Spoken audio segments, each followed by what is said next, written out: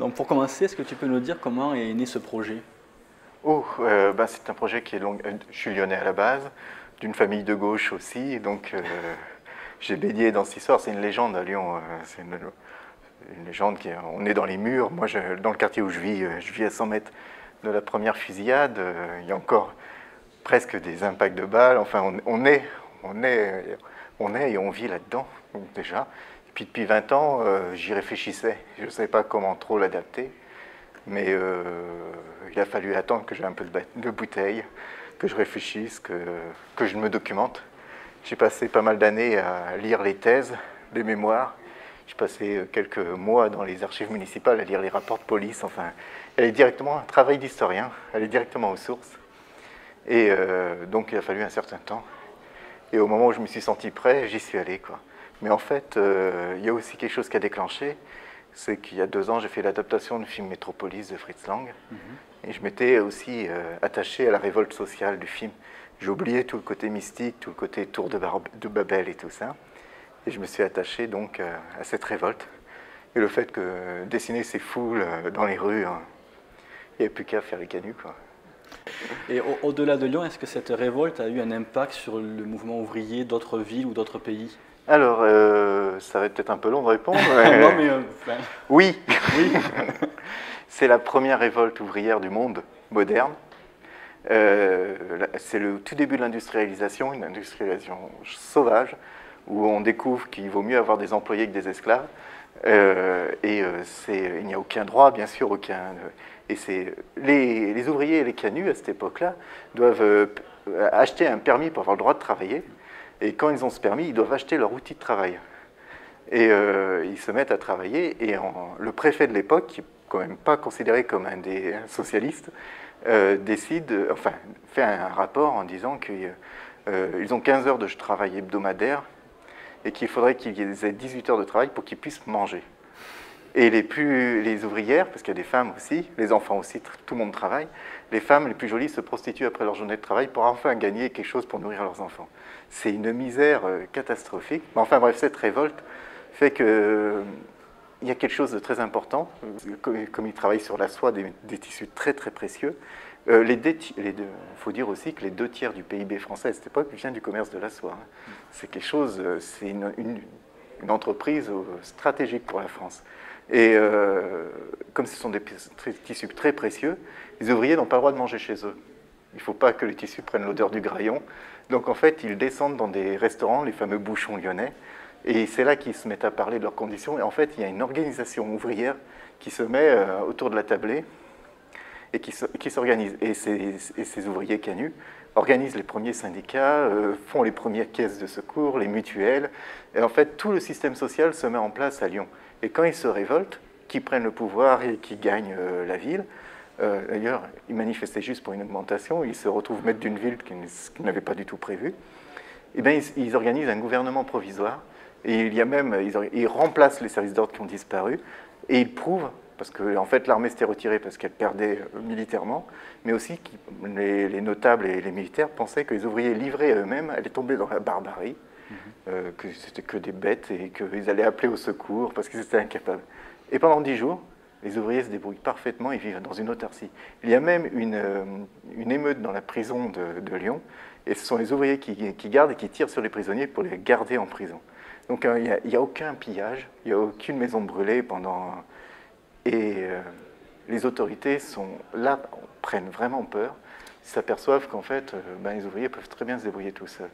Et ça a profondément influencé un penseur comme Karl Marx, qui va faire sa première thèse sur les révoltes ouvrières françaises, et qui, quelques années après, va adhérer aux communistes et écrire le manifeste du Parti communiste. Il y a un monument aux canuts sur la place Rouge à Moscou. Et en fait, toute notre société moderne, je pense bien sûr à l'importance qu'a eu l'URSS dans notre époque, s'il n'y avait pas eu les canuts, il n'y aurait pas eu d'URSS, il n'y aurait pas eu de communistes, il n'y aurait pas eu de socialistes, il n'y aurait pas eu de syndicats. Enfin, ouais. Toute notre société a été... Ça aurait peut-être pu aller dans une autre ville, dans une autre époque, mais ça s'est passé à Lyon, ça s'est passé en 1831. Et économiquement, est-ce que le danger, justement, à cette époque-là, c'était justement que Lyon était trop dépendant de cette activité de la soie? Il y a vraiment une monoactivité qui s'était créée. Oui. Et est-ce que ça a été une des causes du problème économique après une fois que la concurrence avec la Chine, etc. La concurrence avec la Chine est un prétexte. Hein. C'est vrai que il y a une redondance avec notre histoire. Enfin, il y a des choses extraordinaires. Mais il ne faut pas oublier que les fabricants, en 1831, décident de baisser la tarification parce qu'ils achètent, en fait, les ouvriers fabriquent des pièces et les fabricants, en fait, ont un terme achètent la soie en fil, la donnent aux tisserands, donc aux canuts, et donnent les motifs à tisser et après, donc, les canuts font les pièces et les revendent aux fabricants qu'ils rachètent et eux, bien sûr, les revendent à prix d'or. Et à cette époque-là, la France possède à peu près 85% du marché mondial. Et Lyon, bien sûr, comme la France est très centralisée, la soie a été établie par François Ier sur Lyon, mais après c'est Colbert qui a fait en sorte que chaque région française soit habilitée à une activité. Donc c'est la soie à Lyon, c'est 90 000 ouvriers à peu près, sur 140 000 habitants. Donc il y a 90 000 qui travaillent sur la soie, les autres nourrissent les soyeux, font en sorte que ces gens-là vivent, et il y a les 20 départements autour de Lyon qui apportent la nourriture, et bien sûr la soie, c'est on va dire la moitié de la France qui travaille pour cette activité-là. Tu as choisi d'ouvrir l'album par le personnage d'Anselme. Est-ce que tu peux nous en parler? Parce qu'on le voit au début, mais moins après dans le déroulé. Est-ce que tu peux nous présenter ce personnage et l'importance qu'il aura pour la suite des... C'est une question de journaliste. Hein. Donc oui, c'est un journaliste, Anselme Petétin. C'est un journaliste, je l'ai choisi parce qu'il est jeune. Parce qu'il a... C'est un personnage réel, il faut le préciser. Tous les personnages qui sont dans la bande dessinée sont réels. Quand j'ai pu trouver des portraits d'eux, j'ai repris leurs portraits. Alors souvent, j'ai eu des portraits d'eux à 60 ans alors qu'ils avaient 30 ans à l'époque. Donc je me suis amusé à faire un morphing à l'envers et essayer de les rajeunir.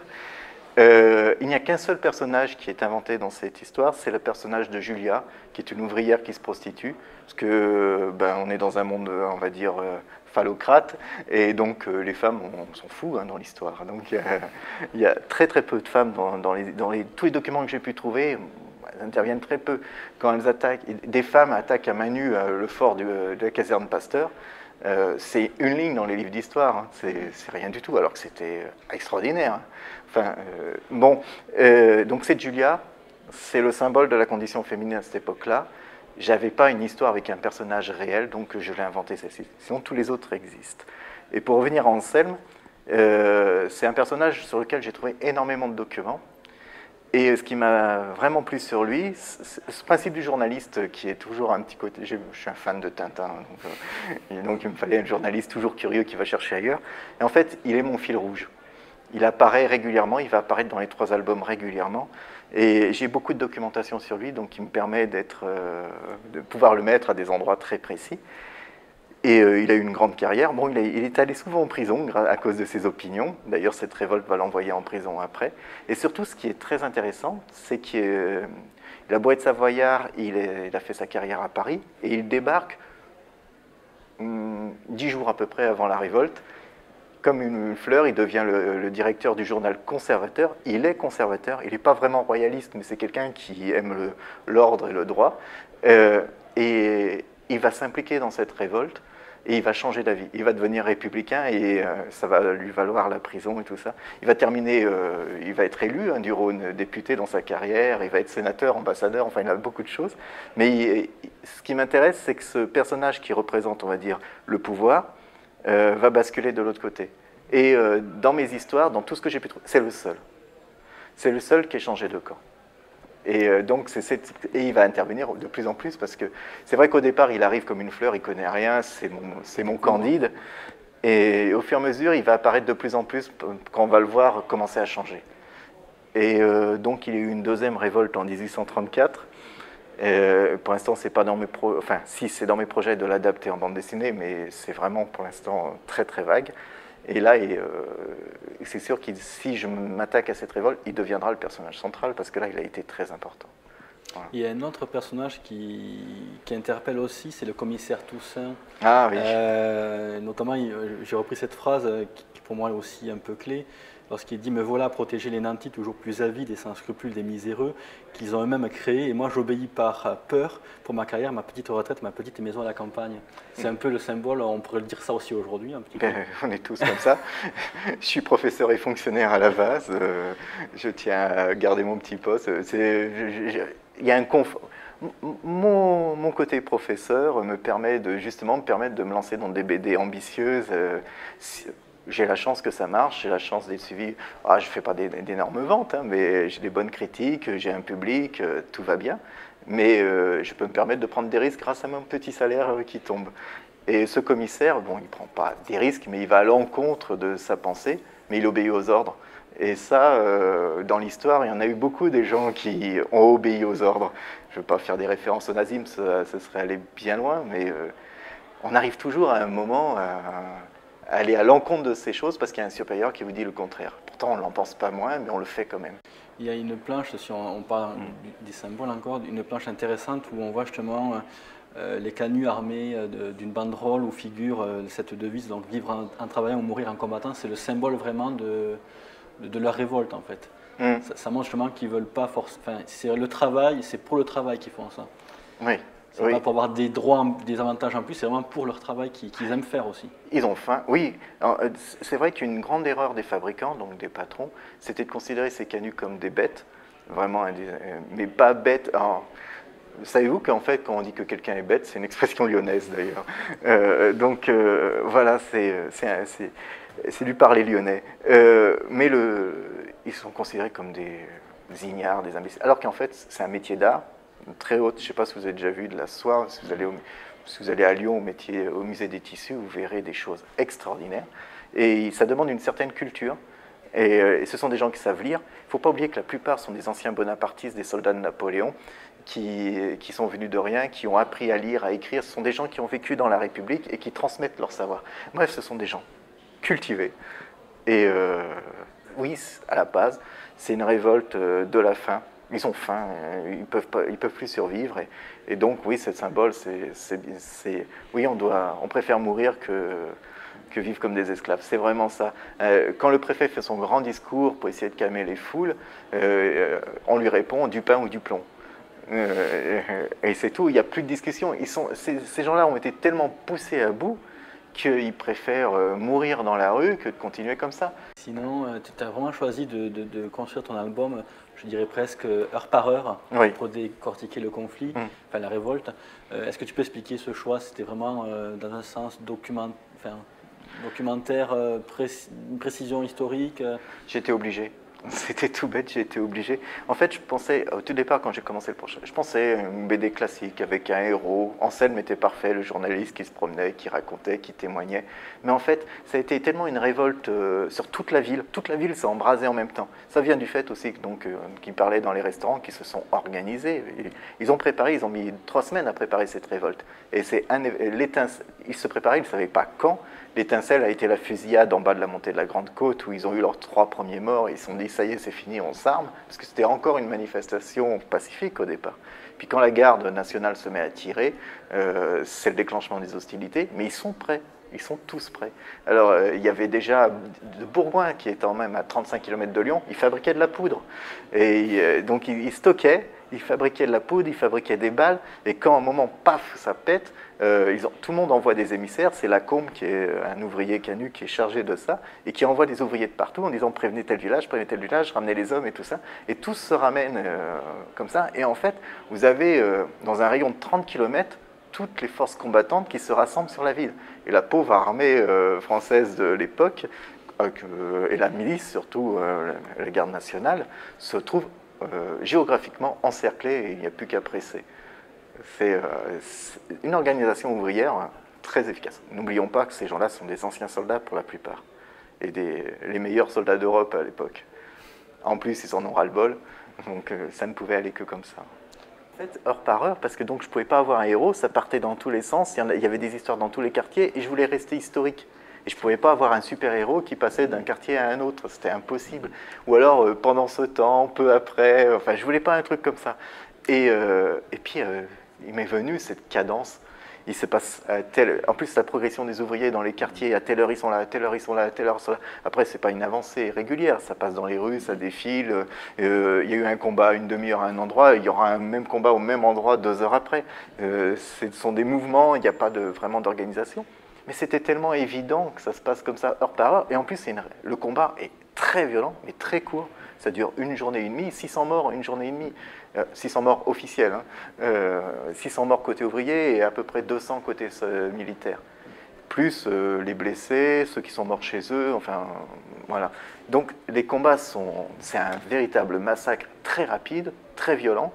Et le côté très court m'a fait en sorte que j'ai dit, en cadence, et heure par heure, il se passe ça, heure par heure, il se passe ça. Après, il y a eu des événements, il n'y a pas d'heure, j'ai trouvé, mais on dit dans la matinée, tout ça, donc là, c'est mes artifices de metteur en scène, hop, je sais que ça s'est passé à peu près entre... Je sais, par exemple, qu'ils se battaient place des Jacobins, puis j'ai un événement place Saint-Nizier qui se trouve à 300 mètres. Je me dis qu'il a vu les combats, il faut 1 demi-heure pour arriver aux 300 mètres, donc je le place 1 demi-heure plus tard. Voilà, mais c'était aussi bête que ça, quoi. Pour finir, est-ce que tu pouvais nous parler un petit peu donc, des 2 autres volumes? Ça va être, est-ce que tu nous en parlais déjà, où tu en es dans ce travail-là? 2e tome, 2e journée. Le 1er tome se termine à la tombée de la nuit. Et je reprends, le 2e tome s'arrête à minuit, je crois, si je ne me trompe pas, il faut que je le relis, le 1er tome, pardon, oui. Et le 2e tome redémarre à 1h du matin. Et donc il y a les Républicains qui, eux, sont surpris par... On est sous une monarchie, hein, mais les Républicains sont surpris par cette révolte et décident d'essayer de l'accaparer. Donc il y a une discussion, il y a une scission entre les Républicains. Il y en a qui décident d'être du côté Canuts, d'autres qui décident d'être côté de l'ordre, parce qu'ils pensent que les Canuts sont des bêtes, justement, qu'il ne faut surtout pas.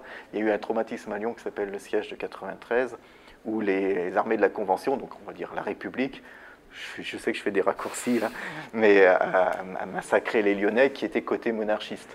Donc, donc les sans-culottes ont mis à feu et à sang Lyon. C'était l'époque de la guerre de Vendée aussi, c'était le même genre. Il s'est passé la même chose entre la Vendée et Lyon, il s'est passé la même chose. Et ça, les instances dirigeantes conservatrices n'ont pas vraiment aimé ces sans-culottes. Donc on a peur que les Canuts fassent la même chose. Donc les Républicains se séparent. Et surtout, dans le 2e tome, c'est la déroute de l'armée que je raconte encore heure par heure, jusqu'à la fin, jusqu'à la retraite, qui va se terminer en massacre. Donc, mais toujours, il y aura Montrancelme peut-être qui va revenir, il y aura Jules Favre, il y aura le général Buisson, mais on est au cœur des combats. Et le 3e volume, nous sommes le 23 novembre, il n'y a plus d'armée et les Canuts se retrouvent seuls. Et donc cette discussion, qu'est-ce qu'on fait maintenant? Et en même temps, il y aura, donc ils organisent leur gouvernement, j'en ai parlé précédemment, et puis en même temps, il y aura cette réaction de Paris qui va envoyer le maréchal Soult et le neveu du roi, et ils vont descendre sur Paris. Ce qu'ils n'avaient pas prévu, c'est que l'exemple de Lyon s'est répercuté sur les campagnes, et les campagnes commencent vraiment à se révolter. Donc l'armée royale, ça va être toute une odyssée. Au départ, à partir de Paris, ça se passe bien, mais plus ils se rapprochent de Lyon, plus ça devient difficile d'avancer. Et ils vont mettre 10 jours pour faire... En fait, en Malposte, il faut à peu près 2 jours et demi à l'époque pour faire Paris-Lyon. Et là, ils vont mettre 10 jours avec une armée pour avancer jusqu'à Lyon, tellement ça devient difficile.